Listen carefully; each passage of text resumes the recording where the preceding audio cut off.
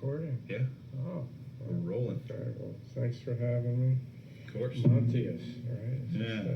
I'm a trench knives and battle axes in a bar with a wine cooler, which I think is just used to hydrate the French prisoners of war over there. Okay, this is really cool. They get testy if you don't. Yeah. So you watch In These Goings Down, which I didn't know. That's really cool. And you were showing me your library, and you have more books by Ernst Junger than I know existed. Yeah, he's one of my favorites for sure. You know. So there's this Visit to Goddenhome. It's 85 pages, 1920. Yeah, right around the First World War, I think. It was kind of his. It's like a fiction, and it's been a long time since I've read any of that, but That's need to correct. revisit that. Okay. And you have The Storm of Steel, the original 29 translation, and a nice hardback edition. Again, the original 29 translation. I really like the way this hardback one is set. Oh yeah. So these three books here are small red books, and they're put out by Anarch Books. War as an Inner Experienced, and it's got a 1922 as the original date. So he's got the contents: blood, gray, the trench, heroes, pacifism, courage. A lot of these books right after the First World War, like after Storm of Steel became popular, a lot of these were more of his experiences in the First World War, and you just kind of war as an inner experience is what it is. It's just like the title says, you know, it's talking about war as a transformative, psychological thing or experience, and almost like a transcendent kind of thing. And so he doesn't really shy away from, war is bad and stuff. Obviously, it shaped his formative years and shaped how he believed. But those three red books, Cops 125, Fire and Blood, and War as an Inner Experience, were all kind of just retelling a lot of his experiences and stuff as he wrote them down. And the artwork's taken from the period too. Yeah, it was a 1918 artwork. Mm-hmm. This one here is 1925, Fire and Blood. Mm-hmm. And his first sentence: there are moments in the stream of time, in the ceaseless becoming that surrounds us, when we stop and suddenly realize that something has changed, which sounds like something right out of Spengler's Decline of the West. Yeah, definitely. And so this was definitely his most overtly political time too. He was, really in that. And I think later, I saw a video of an older Junger, and he was being interviewed, and he said something about, the political sphere is kind of a young man's game. So he did. After he got older, World War II kind of came out and, came and went, and he kind of definitely changed his view on some stuff, on things. But I think he did also say he never regretted anything he wrote, and he stood by everything he wrote basically for his whole very long career, even the earlier, more politically charged stuff. But he did later say, politics is kind of the domain of a young man. And as he got older, he kind of is like, he was less concerned with those sorts of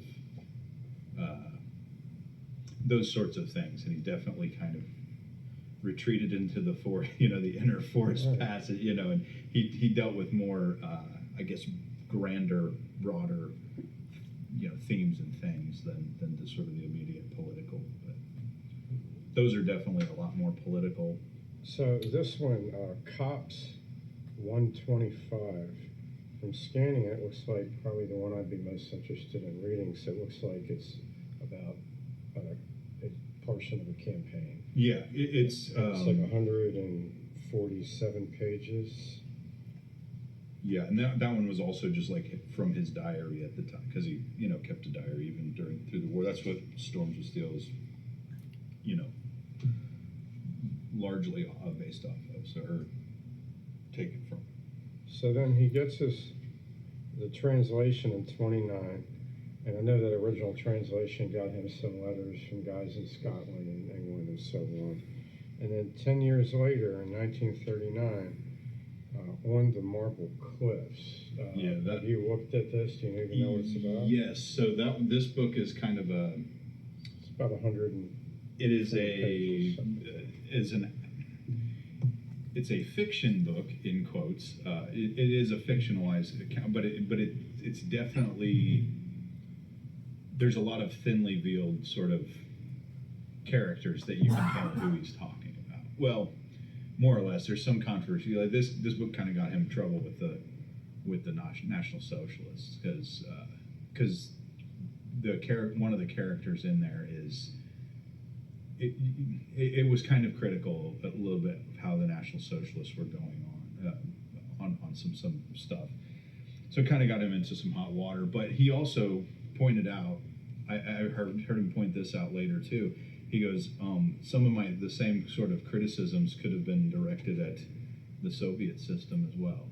The sort of authoritarian type crackdown on things, and so he always kind of flirted with danger with the authorities and stuff like that. And we should also mention, On Pain and The Worker were two big ones that were in the same period of time before World War II. Yeah. Okay. And so that's where he kind of developed the idea of this new form, the worker.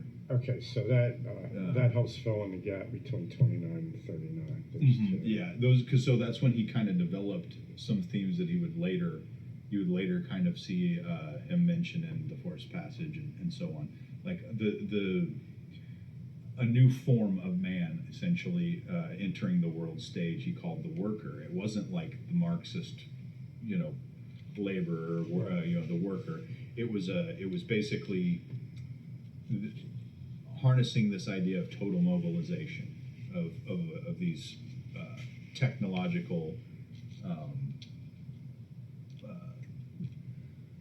I don't know what I want to say. It's the idea of total mobilization in the state, whatever, and how does an individual man fit into that sort of new emergent kind of system?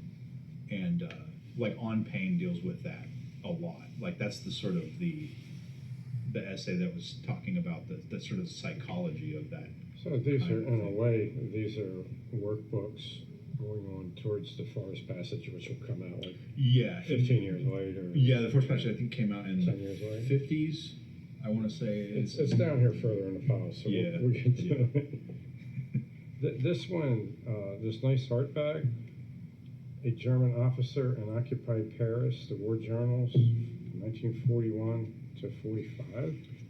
It says in here, it also includes notes from the Caucasus and a Kirschhorst diaries, which I have no idea what those were. I'd be real interested if he actually went to the Caucasus. I believe he did. I want to say he did. This is a substantial book. This is probably, this is over 450. Yeah, I mean, that's his diary entries for during the whole war, when he was stationed in Paris. So he was older by the time World War II rolled around, and he kind of had a little bit of hot water with the. I mean, I think it was Goebbels or one of the guys that they wanted to torch him basically, and Hitler, our favorite Austrian painter, was like, nobody touches Junger. You don't mess with him, because he had read Storm of Steel. That guy, he was also in the trenches, and so that really resonated with. He's like, you're not touching that guy. Like, I don't care what he says. So, which is kind of a sharp departure of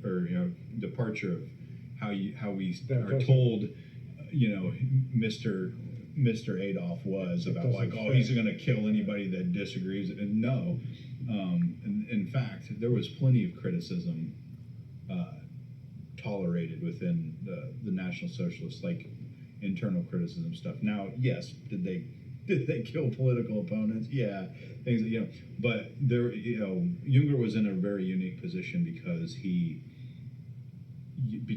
of his prestige, of his war history, of the writing. He was a very celebrated writer, and so had a lot. Hitler was like, nobody touches Junger. Okay, that's really cool. But this book is great because it literally he'll describe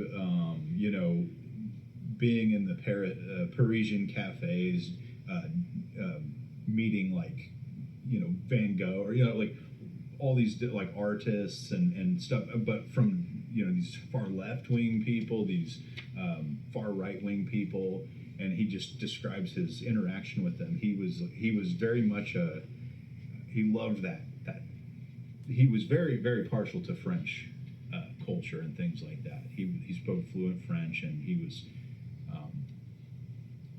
very into that, plugged into that scene at the time. And he had some notoriety in France because of the book, even though he was German and everything. So it's kind of interesting. Wow.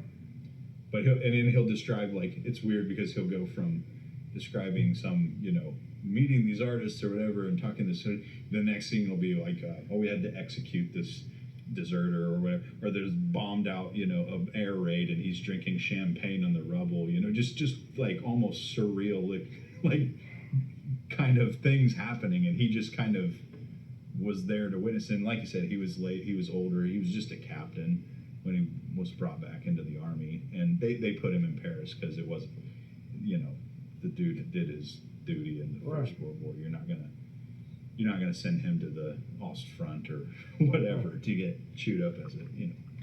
So it was kind of a cush station. Though he did say some things that kind of probably ended up getting his son killed, which is sad. But that got him into his son would say some things that probably heard from dad, about criticisms of things, and he ended up getting into a punitive regiment and then killed on in I think Italy.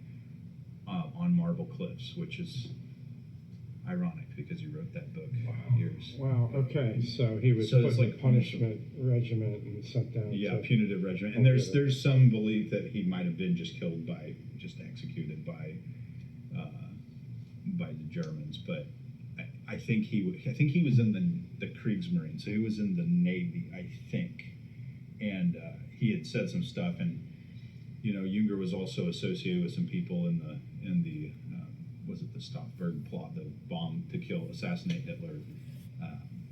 Yes. He was on the periphery of some of those people. Okay. He was friends with a lot of those people that were involved in it, but he was never directly implicated. Okay, so that goes to this next book. The piece was apparently finished before this, in 1944. It was handed over in June of 1944 to somebody that was involved in that plot as a proposal to get to the Allies for how to structure a peace. Right. Okay. His sort of view, if you read, in the piece, he kind of appeals to the common sort of Christendom.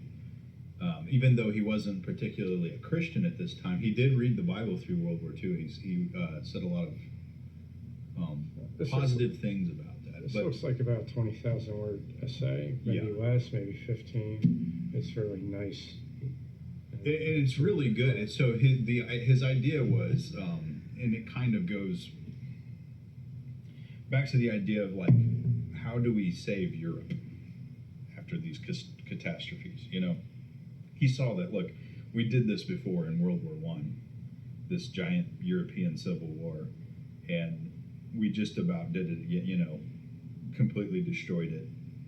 Some say that it did, that was the death knell of Europe as we knew it and stuff. So now how do we make peace with these people? Because he saw the writing on the wall, and he's like, Germany is not going to win this war, so how do we make peace to sort of preserve Europe as we kind of know it, and without it becoming something completely different. Yeah, the graphic is really pretty. It's kind of his sort of proposal, and it's very interesting. It's worth reading for sure.